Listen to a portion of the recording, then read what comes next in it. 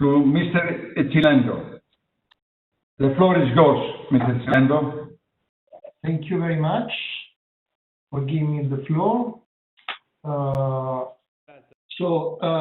First of all, I would like to thank you for having invited the European Trade Union Confederation in this debate. The start was quite interesting and very helpful to put on the table the main challenges we have to address in this very difficult moment. I would like to give you what we have in mind as European Trade Union Confederation in terms of priorities. As you can imagine, these specific issues of increasing investments on vocational education training is absolutely crucial for us.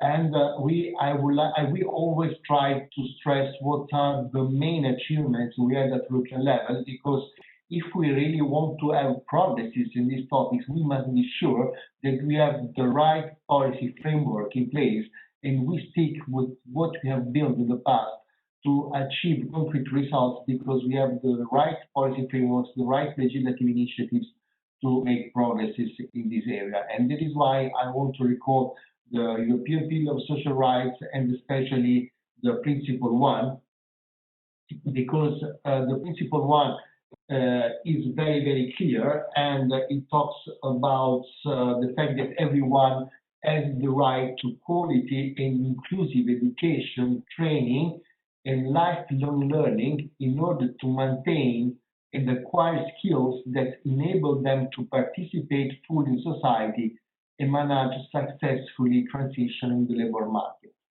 So this part is a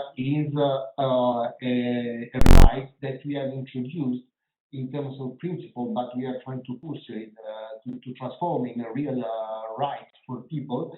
But it is interpreted, is built in a way to improve the participation of every single person in the labor market, so the capacity to find a job. But what we have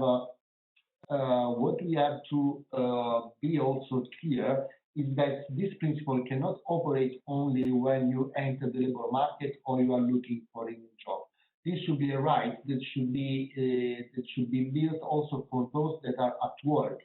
So in connection with the other principles, I will not consider this principle only operating in the first part of the pillar, which means access to the labor market, but I would also consider it a full integrating part of the chapter 2, which means the right at work, condition of work. This is absolutely important, and we will take some conclusions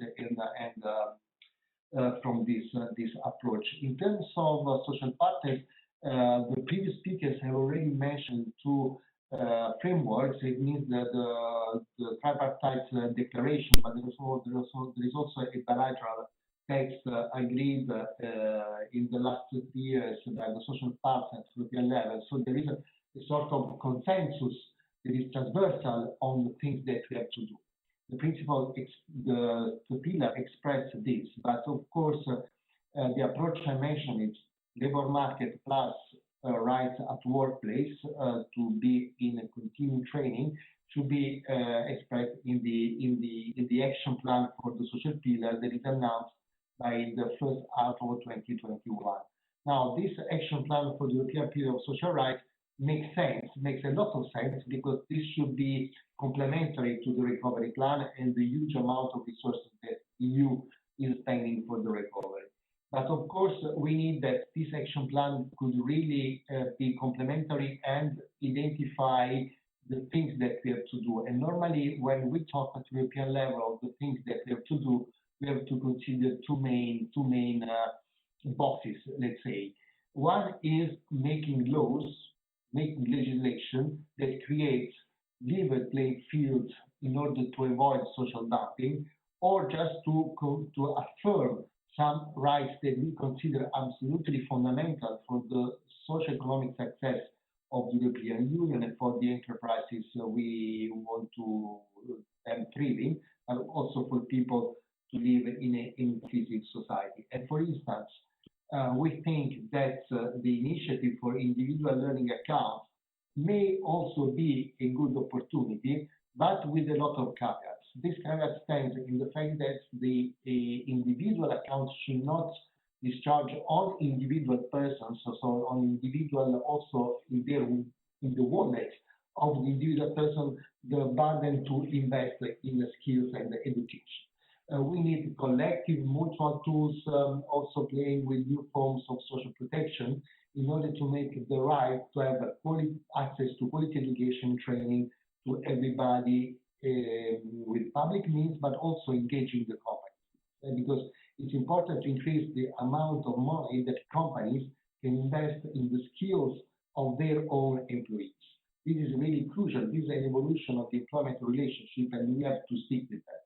And from this point of view, in this context, I think we can say to each other that probably the dialogue between social partners in this regard should evolve more in order to have a European law that better fits with the necessities of companies and workers.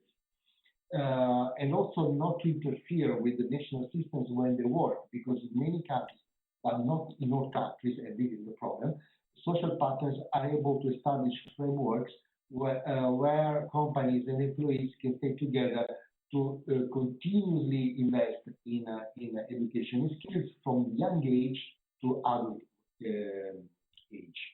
There are also other proposals that are advancing in the legislative side of the action plan for the pillar. For instance, increasing the rights for, enriching the minimum standards for traineeship, but also for the framework for quality and effective apprenticeship, or also the famous issues of recognition of qualification, which is still a huge problem. But of course, this can create a level playing field, a minimum standard for everybody. In reality, what we are talking here in this document that has been subscribed also by the social partners is the upward convergence. So we want to bring the EU towards the most performing systems, the entire EU towards the benchmarking of the most performing systems. And this can be done with the strong coordination of different policies. That if in the past this coordination were happening in the European semester, now this must happen within the definition of the national recovery and resilience plans. Now, it's very important that we have a flagship in the resilience, the recovery and resilience facility to let's say to build, to invest in skills, especially to accompany the green and digital transformation.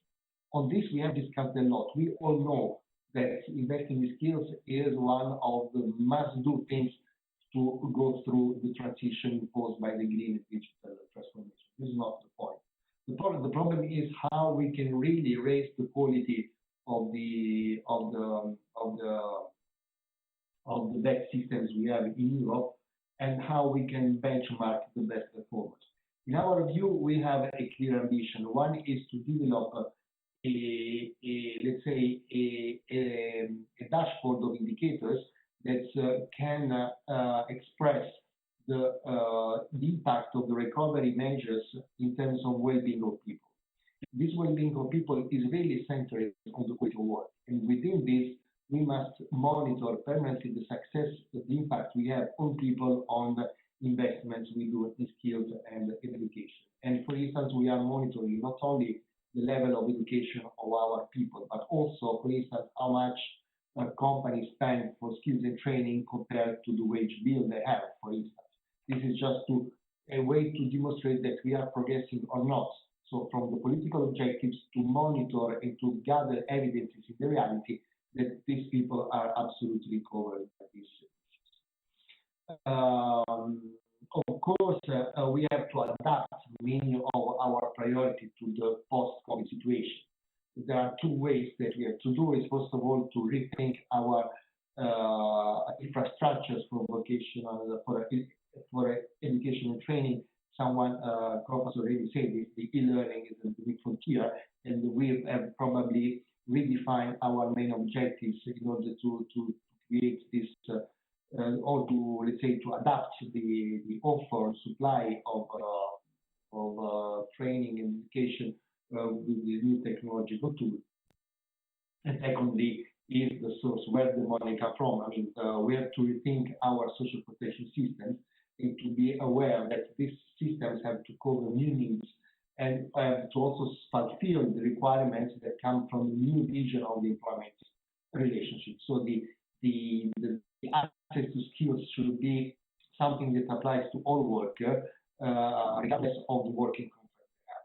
We are entering a new phase that will be speeded up by the COVID crisis that will bring more people working in non-standard forms of workers or being self-employed but not really well protected. We run the risk that too many of these people will be excluded from